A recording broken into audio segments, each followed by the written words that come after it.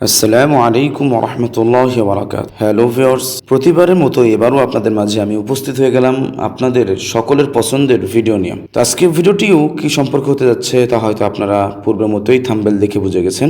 যারা আমার ভিডিওটি নতুন দেখছেন অবশ্যই চ্যানেলটি সাবস্ক্রাইব করবেন এবং পাশে থাকা বেল আইকনটি ক্লিক করে দেবেন, যাতে করে সবার আগে এরকম মোবাইল রিলেটেড ভিডিওগুলো আপনি আপনার মোবাইলে পেতে পারেন। তো আজকে চারটি বিষয় নিয়ে কথা বলবো, যেটা আমাদের যারা স্মার্টফোন ব্যবহার করি আমাদের সকলেরই প্রয়োজন। অনেক সময় আমাদের ফোনটি কিছুদিন যাওয়ার পরেই আমাদের ফোনটা স্লো হয়ে যায়। এই স্লো হওয়ার পিছনে অনেক কারণ আছে। দেখা যায় যে আপনি আপনার ফোনের আপডেটগুলো ঠিক রাখছেন না, আপনার ফোনের ইন্টারনাল স্টোরগুলো আপনি ভরে রেখেছেন, আপনার অ্যাপসগুলো আপনি জাস্টিফাই করতেছেন না, যা এসব অনেক কারণে আপনি আপনার ফোনটা স্লো হয়ে যায়। তো আজকে চারটা টিপস আপনাদেরকে শেখাবো, যে চারটা টিপস যদি আপনি করে রাখেন বা আপনি করেন তাহলে আপনার ফোনটি আগের থেকে একটু বেশি ফাস্ট হবে, আগের তুলনায় ভালো চলবে। তো কথা না বলে চলুন শুরু করা যাক। প্রথম সেটি হচ্ছে আপনার অ্যাপস ইনস্টল যা করছেন সেটা চেক দিবেন, সেটা আপডেট আসছে কিনা। যদি আপডেট আসে তাহলে আপনাকে অ্যাপসটি আপডেট করে নেবেন। তো এর জন্য আপনি চলে যাবেন প্লে স্টোরে আসার পরে উপরে যে প্রোফাইল আইকনটি আছে সেখানে ট্যাপ করবেন। ট্যাপ করার পর নিচে যে অপশন এটা দেখেন, একটা অপশন আছে ম্যানেজ অ্যাপস অ্যান্ড ডিভাইস, এখানে ট্যাপ করবেন। ট্যাপ করার পরে 2 নম্বর যেটি আছে আপডেটস অ্যাভেলেবল, সেখানে নিচে দেখেন সি ডিটেলস আছে, এখানে ট্যাপ করে আপনি সব দেখতে পাবেন। এখানে আপনার কয়টি অ্যাপস আপডেট চেয়েছে সেগুলো আপনি এখানে শো করবে। আপনি এখান থেকে চাইলে উপরে যে আপডেট অল আছে এখানে ট্যাপ করে সবকটি আপডেট করে নিতে পারেন। আবার যদি না চান যে একটি একটি করে আপডেট করবেন, তাহলে আপনি এখান থেকে আপনার প্রয়োজন মতো যে অ্যাপস আপডেট দরকার অ্যাপসটি এখান থেকে আপডেট করে নিতে পারবেন। আপডেটটা কেন করতে হয় বা ফোনে আপডেটটা কেন আসে অ্যাপসগুলো? কারণ যখন অ্যাপস তৈরি করা হয় তখন অ্যাপসটা ফলস হিসেবে তৈরি করা হয়। মানে অ্যাপসের মধ্যে অনেক কিছু কি থাকে, বেঠিক থাকে, ভুল থাকে, যেটাকে সংশোধন করে পরবর্তীতে অ্যাপসটি নতুন করে আবার আপডেট দেওয়া হয়। এতে নতুন নতুন ফিচার যোগ হয়, যা আপনার জন্য অনেক ভালো বা ফোনের জন্য অনেক ভালো, যার কারণেই আপডেট আসে। আর যদি এটি আপনি আপডেট করেন তাহলে আগের থেকে আপনার ফোনটি একটু বেশি ফাস্ট হবে, আর যদি আপডেট না করেন তাহলে আপনার ফোনটি আস্তে আস্তে আরও স্লো হয়ে যাবে।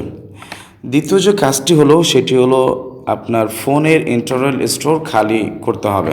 যারা স্মার্টফোন ব্যবহার করেন তাদের অনেক সময় ইন্টারনাল স্টোরের ভিতরে দেখা যায় যে অনেক কিছু ভিডিওস, মেসেজেস, তারপরে আপনার ফটোস, বিভিন্ন জিনিসগুলো এপিকেস এসব নিয়ে ডকুমেন্টস নিয়ে আপনি ইন্টারনাল স্টোরগুলো ভরে রাখেন, যার কারণে আপনার ফোনটি কি স্লো হয়ে যায়। এই জন্য আপনার যত সম্ভব ইন্টারনাল স্টোরগুলোকে খালি রাখা। এর জন্য পারলে আপনি অ্যাপসগুলোও কি ডিলিট করতে পারেন। ইন্টারনাল স্টোর খালি রাখার জন্য আপনি আপনার প্রয়োজন মতো যেই ছবিগুলো আপনার দরকার বা যে ফটোসগুলো আপনার দরকার সেগুলো রেখে, যেগুলো আপনার আননেসেসারি কোনো দরকার না, অপ্রয়োজনীয় যেই ফটোস, ভিডিওস, এপিকেস, ডকুমেন্টস যা থাকবে সবগুলো কি মাঝে মাঝে চেক করে এগুলো ডিলিট করে দেবেন। চলে যাবেন আপনার মাই ফাইলসে, যার পরে সবার সামনে সবারই ফোনে কিন্তু এই ইন্টারনাল স্টোর আছে। আপনি এখানে ইমেজ পাবেন, ভিডিওস পাবেন, audio, documents, downloads, installation files, এসব এখানে আপনি পাবেন। আপনি এখান থেকে যদি ইমেজ রিড করতে চান ইমেজে প্রবেশ করবেন, করে এখান থেকে আপনার যে ইমেজগুলো আছে সেই ইমেজগুলো যেটা অপ্রয়োজনীয় সেগুলো বেছে বেছে আপনি এখান থেকে ডিলিট করে দেবেন। এতে আপনার ইন্টারনাল স্টোর খালি হবে, আর এতে করে আপনার ফোনটি অনেক আগের থেকে একটু ফাস্ট হবে। 3 নম্বর যে সেটিংস নিয়ে করবো সেটি হচ্ছে ফোনের ভিতরে অনেক সময় অ্যাপ যেগুলো আমরা ব্যবহার করে থাকি সেই অ্যাপগুলো মাঝে মাঝে ক্লিয়ার করা, অ্যাপসের ভিতরে প্রবেশ করে ক্লিয়ার করা, এতে আপনার ফোন আগের থেকে ফাস্ট হবে। ক্লিয়ার কিভাবে করবেন সেটা আমি আপনাদেরকে প্রসেসটা দেখাই দিচ্ছি। আপনি আপনার ফোনের সেটিংসে চলে যাবেন। সেটিংসে আসার পরে আপনি এরকম আপনার সামনে এরকম ইন্টারফেস শো করবে।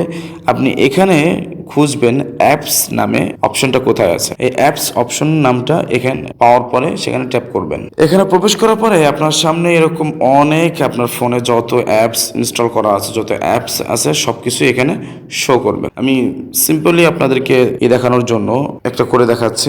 মনে করুন এই যে বিকাশ আছে, ফেসবুক আছে, বিকাশ থেকে ধরি, বা যে ক্রোম ব্রাউজার আছে, ক্রোম ব্রাউজারে ট্যাপ করছি। ক্রোম ব্রাউজার আসার পরে নিচে স্ক্রল করলে আপনি এখানে ডাটা ইউসেজ দেখেন, মোবাইল ডাটা, ব্যাটারি, স্টোরেজ দেখেন। এই ক্রোম ব্রাউজার আমার মোবাইলের 697 MB সে দখল করে রেখেছে। এটাকে একটু মুক্ত করার জন্য আপনি কি করবেন, স্টোরেজের উপরে ট্যাপ করবেন।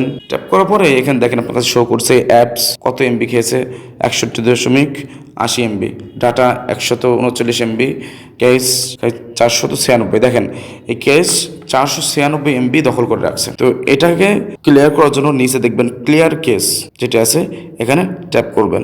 দেখেন ট্যাপ করার পরে দেখেন কেস এখন 0, কোনো MB নেয় নাই।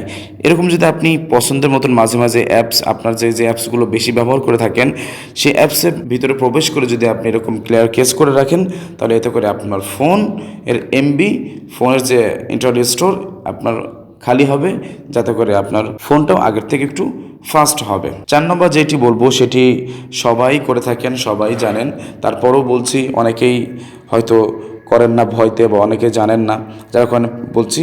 সেটি হলো ফ্যাক্টরি রিসেট।